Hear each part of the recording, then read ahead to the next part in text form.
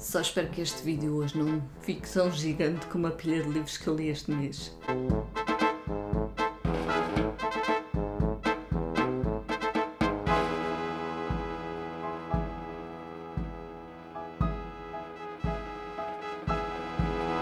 Olá a todos, espero que esteja tudo bem com vocês. Vamos então falar dos livros que li no mês de junho. O primeiro deles eu já tinha falado no vídeo de resumo de leituras do mês passado. Foi então o Jane Eyre, da Charlotte Brontë. E esta leitura foi muito boa mesmo, foi das melhores leituras que eu já fiz este ano, e já tenho inclusive o vídeo sobre este livro aqui no canal, por isso não me vou alongar muito. É um excelente romance da época vitoriana, com elementos góticos, que foi a parte que eu mais gostei no romance, e se tiverem então curiosidade sobre esta leitura que eu fiz este mês, pode ver nos links de descrição do vídeo. Outra leitura que eu fiz este mês foi com um livro da biblioteca, que já devolvi. Foi um livro da Pearl Buck, foi a autora do mês de junho dos Turiquices. O livro que eu li foi o Bem Me Quer, Mal Me Quer, e vai contar a história de uma família judaica que se encontra na China. Eu gostei bastante do livro, senti que aprendi bastante com ele, e vou lançar um vídeo sobre este livro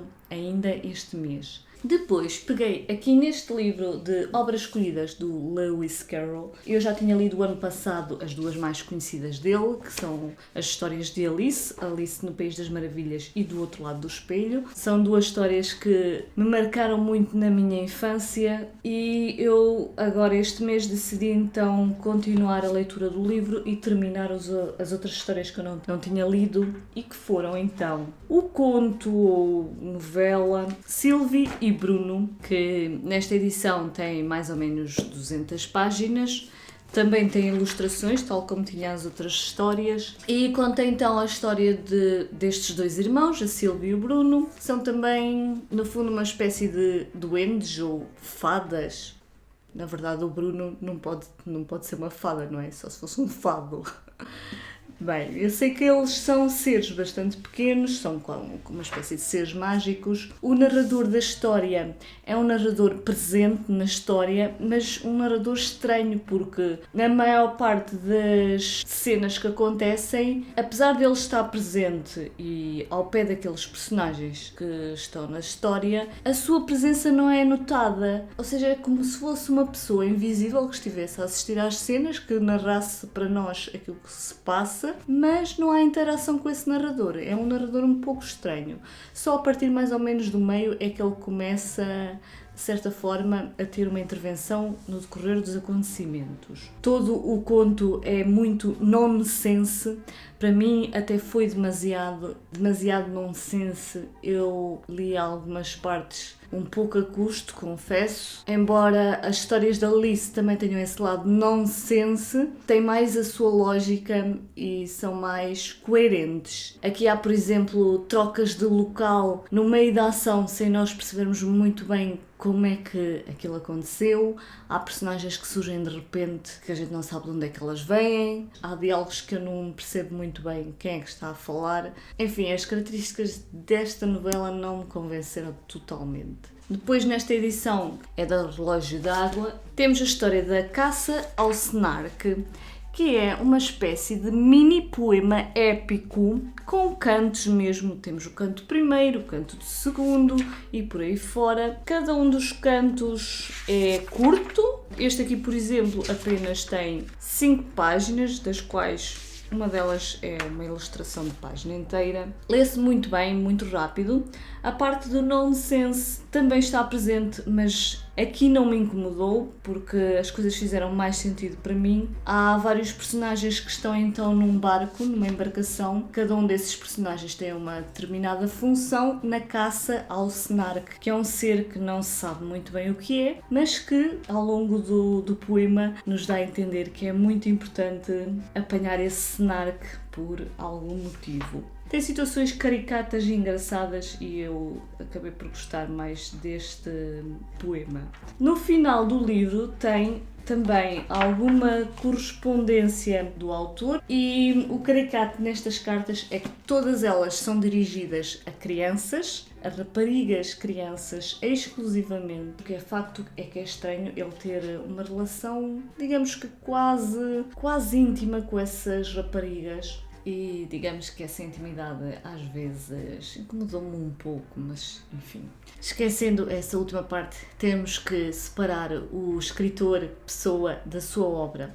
Depois li o meu primeiro livro para a maratona Book Bingo Leituras ao Sol, O Velho que Lia Romances de Amor para o Desafio, um livro passado num continente diferente. Este livro vai-se passar então na floresta amazónica e conta a história do José Proenho, António José Bolívar Proenho, que é um senhor que é viúvo, que vive numa aldeia da Amazónia e que tem um profundo conhecimento sobre a floresta e de como sobreviver nessa floresta. Conhecimento esse que aprendeu com uns índios ali da região, e é através desse conhecimento que ele descobre as causas da morte de um estrangeiro que a uma dada altura aparece ali na aldeia e que é trazido pelas águas de um rio, e ele chega até a ridicularizar um pouco a opinião do administrador dessa aldeia, que diz que essa morte se deveu a um assalto, e o António Proenho prova-lhe que não é nada disso, porque ele tem marcas ali no pescoço e no corpo que demonstram claramente as causas dessa morte, que se deveu a um ataque de uma fera, e a partir daí vai-se desenvolver uma história de busca por essa fera que é uma ameaça às pessoas e de caça a essa fera, e este velho então vai ter um papel muito importante nessa busca. Todo o seu conhecimento vai ser bastante útil nessa caça e noutras situações, mas a particularidade que eu mais gostei então do romance é aquilo que dá mesmo o título ao livro, é o facto de ele saber ler, e ele quando descobre então que consegue ler, ele mesmo devagarinho vai juntando então as letras, as sílabas, e vai descortinando o sentido das frases dessa forma, e ele gosta daquilo, tanto que ele vai inventar uma série de estratégias para conseguir livros para ler no meio da floresta amazónica. É de prever que não seja uma tarefa muito fácil, mas ele lá consegue arranjar estratégias para conseguir livros para ler, especialmente aqueles que ele mais gosta, que são os romances de amor. Outra grande leitura que eu fiz este mês foi A Canção de Troia. Este livro é uma espécie de romance histórico, mas para a mitologia, porque ele vai fazer a reconstrução de toda a Guerra de Troia, desde os seus antecedentes e as motivações que levaram a esta guerra, que para além de ter sido o rapto de Helena de Troia por Paris para Troia. Aliás, o rapto de Helena de Troia não, porque Helena não era de Troia, a Helena era grega.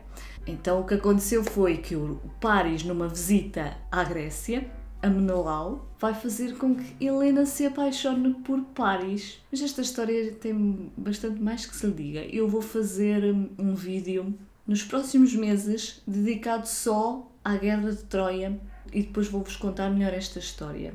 Mas como eu estava então a dizer, o livro que eu li este mês vai então abordar as origens da Guerra de Troia, e que segundo esta autora os motivos não se cingiam apenas ao rapto de Helena, mas sim a interesses comerciais que os gregos tinham em Troia e nessas regiões. É interessante ver todas as estratégias que Ulisses vai inventar ali no meio da guerra para conseguirem atingir os seus objetivos. Um deles era que os troianos saíssem de dentro das suas muralhas, da cidade de Troia, para combater, e a outra estratégia que nós vamos aqui também ler em detalhe foi a mais conhecida, que foi a invenção então do cavalo de Troia, isto mais na fase final da guerra, não é? E toda esta reconstrução da Guerra de Troia foi bastante interessante de se ler neste livro, até porque nos clássicos, quando nós lemos um clássico, nós temos referências à Guerra de Troia, mas temos apenas pequenos excertos dessa guerra nesses clássicos, e nós conhecemos a história através da junção desses pequenos bocadinhos que se encontram em cada um desses clássicos. Um exemplo disso é o livro da Ilíada, que é especificamente sobre a Guerra de Troia, mas vai abordar apenas os últimos 2 meses, salvo erro, enquanto que esta guerra durou 10 anos. E o último livro que eu li durante este mês foi A Ilustre Casa de Ramírez, que é um clássico de Eça de Queiroz, que conta então a história do fidalgo Gonçalo Ramírez, e que tem uma família com uma longa tradição histórica, E aproveitando essa tradição histórica que ele tem na família, ele começa a escrever uma novela sobre os seus familiares mais antigos, com vista a publicar essa novela num jornal e começar a obter alguma influência de forma a poder entrar no meio político e ingressar numa carreira política. E ao longo do romance nós vamos ter alguns excertos dessa própria novela que o Ramires está a escrever. Essas partes foram um pouco mais maçudas para mim. Eu achei que a escrita estava um pouco densa, um pouco pesada, mas não posso negar que essas partes eram as mais ricas em termos de vocabulário. E o que me safou foi estar a ler o livro em formato em e-book, o que era muito prático, porque basicamente em todos os parágrafos havia vocabulário que era desconhecido para mim e bastava clicar na palavra desconhecida para ter ali um dicionário à mão, instantâneo. Mas voltando aqui à história do Ramires, a uma dada altura surge uma oportunidade inesperada dele ingressar mais rapidamente na carreira política como candidato a deputado. E é a partir deste momento em que o Ramires começa a revelar um pouco mais da sua personalidade, que não me agradou de todo, porque ele revelou-se um personagem interesseiro, oportunista até, que chega a inventar umas histórias e na sua cabeça ao mesmo tempo inventa argumentos para as decisões que toma. Ele exagera um pouco o valor dos seus atos, julgando-se um herói, mas no fundo com um aval das pessoas que o rodeiam. Ou seja, na visão da época ele é um homem aparentemente nobre de ações, mas na visão mais atual eu julgo que ele é visto como um homem não tão vertical nos seus atos e até um pouco manipulador.